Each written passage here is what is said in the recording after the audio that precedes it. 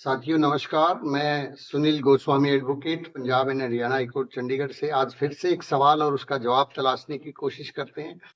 कुछ साथियों ने कमेंट बॉक्स में लिखा था कि हमें क्लाइंट्स को कैसे हैंडल करना है। जब आपकी प्रैक्टिस शुरू होती है तो क्लाइंट्स की डीलिंग एक बहुत बड़ा चैलेंज होता है।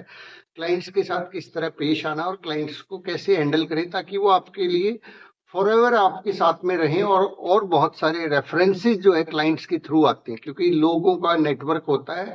आपकी अच्छी सर्विसेज को देख के, आपकी अच्छी प्रैक्टिस को देख के बहुत सारे क्लाइंट उसके एक से दो, दो से दो, चार, चार से आठ, 10, 12 ऐसे चलते चले जाते हैं। तो कैसे उन क्लाइंट्स को हैंडल करें, चलिए आज इस विषय के बारे में बात करते हैं। सबसे पहली चीज क्लाइंट हैंडलिंग के बारे में मैं बताऊंगा। सबसे पहले आज के समय में लोग क्या करते हैं, अक्सर फोन करते हैं। फोन कॉल के ऊपर आप जब किसी क्लाइंट से बात कर रहे होते हैं तो पहले तो आप उसकी पूरी की पूरी बात को सुन लीजिए, उनकी बातों को ध्यान से सुनिए।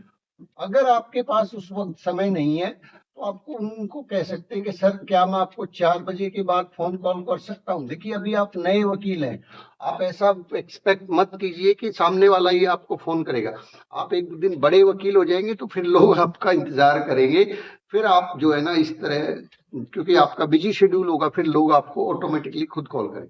तो आपके पास समय है तो आप सुन लीजिए और कोशिश करें कि उनके साथ में शाम को बात करें, ताकि जो है ना आप उनको सही समय भी दे पाएं, क्योंकि कोर्ट आवर्स के दौरान आप भी बिजी हो सकते हैं आपके सीनियर के साथ में। तो उस वक्त आप आधी अधूरी बात सुन पाएंगे। तो पहली बात, पूरी बात को सुन लीजिए।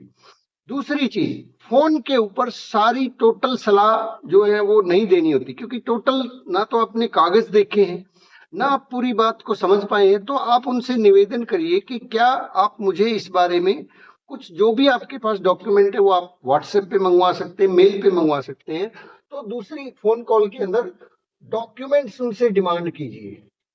डॉक्यूमेंट्स कि आप मुझे ये कागज भेजिए। आप नए वकील हैं तो कागज आएंगे तो आप अपने सीनियर से, कुलीग से सलाह मशवरा कर सकते हैं। और फिर उनको कहिए कि आप एक काम करिए, अपने सारे कागजात वगैरह लेके आप इस टाइम पे जो है इस जगह पे आ जाइए। आप उनको एक अच्छी जगह पे बुलाएं। आपके पास अगर चैम्बर अवेलेबल है तो ठीक है, नहीं अवेलेबल है तो हॉल में या कहाँ कहीं पे अच्छी बैठने की व्यवस्था, जहाँ ठीक से आप ठीक ठीक आप उसको सुन पाए और ठीक ठीक वो आपकी बात को समझ आ पाए। तो फोन कॉल के बाद जो नेक्स्ट जो चीज रहेगी वो रहेगी उनके साथ में फिजिकल मीटिंग। फिजिकल मीटिंग के लिए उनको बुला लें और बुलाने के बाद उनके कागजात को देखें, उनकी कॉपी ले लें। और उनकी कॉपी और कागजात लेने के बाद भी आपको अगर कुछ चीजें हैं जो नहीं समझ में आ रही हैं, चिंता मत करें। आप उनकी बातों को ध्यान से सुनते रहें, एक पेन पेपर लें, उस पर कुछ नोट्स बनाते रहें। और उनसे उनकी सुनने के बाद जो क्वेरीज आपके मन में आ रही है वो क्वेरीज उनसे करते रहें। और आप उनका पूरा जो है ना आधे घंटे से लेके ये आधे पौने घंटे की, मैक्सिमम 1 घंटे की मीटिंग रहेगी। इस दौरान उनको अगर चाय ऑफर कर सकते हैं तो चाय ऑफर करें। और ध्यान रखिए सर, यहाँ पे क्लाइंट के साथ में जब आप बैठे हैं, आपकी जो बॉडी लैंग्वेज है वो बहुत मायने रखती है। बॉडी लैंग्वेज आप किसी भी क्लाइंट के सामने अगर पॉजिटिव माइंडसेट से बैठे हैं, आप घबराहट में नहीं है। अगर घबराहट में है तो क्लाइंट को समझ में आ जाएगा कि भाई साहब गलती शायद जो है ना यहाँ पे जो है मैं गलत वकील के पास में आ गया हूँ और वो हो सकता है आपसे संतुष्ट ना हो। तो आप पॉजिटिव माइंड सेट रखें। और सारे सवालों के जवाब अगर नहीं है तो सारे सवालों के जवाब देने की जरूरत नहीं होती है। कोई ऐसी एश्योरेंस क्लाइंट्स कई बार मांगते हैं, जी गारंटी दो। गारंटी इस दुनिया में कुछ भी नहीं है। आप ये कह सकते हैं कि हम कोशिश करेंगे, आप मेरी जो आर्ग्यूमेंट्स है या जो भी है, अब जब बहस हो उस दिन आप प्रेजेंट रहिएगा, आपके सामने सारी चीजें होंगी। तो उनसे पॉइंट्स बनाए, नोट्स बनाए और फिर सारे डॉक्यूमेंट्स को लेने के बाद कुछ चीजें ऐसी हैं जो आपको अभी डाउट है कि ये बनेगा वो बनेगा, आप उनके डॉक्यूमेंट रख ले और उनको वकालतनामे पे साइन करने के लिए बोल सकते हैं। और उसके साथ क्लाइंट हो सकता है कि अब आपसे फीस भी पूछने लग जाए कि साहब अब ये बताओ आप कितने रुपए लोगे फीस। ये यहाँ पे आके नया वकील फंस जाता है कि फीस अब मैं क्या बताऊं। आप उनको सिंपली ये कह सकते हैं कि देखिए मैंने आपका मामला समझ लिया है, मैं थोड़ा इसको और स्टडी करना चाहता हूँ, इसके बारे में कुछ और केस लो आपसे मैं डिस्कस करूंगा, और मुझे जो है आप एक दिन का वक्त दीजिए। अभी के लिए आप फीस जो है ऐसा कीजिए कि आप अभी कुछ खर्चा वगैरह लेके आए होंगे, ताकि मैं कुछ प्रिपरेशन कर सकूं, इसकी ड्राफ्टिंग कर सकूं। तो आप इसमें जो भी उचित लगे उनसे जो है ना वो मतलब कोई डाटा मैं नहीं बता सकता, 1000, 2000, 5000 से लेके वो आपको बुकिंग अमाउंट जिसको बोल सकते हैं कि एक साइनिंग अमाउंट, वो आपको आप उनसे कह सकते हैं।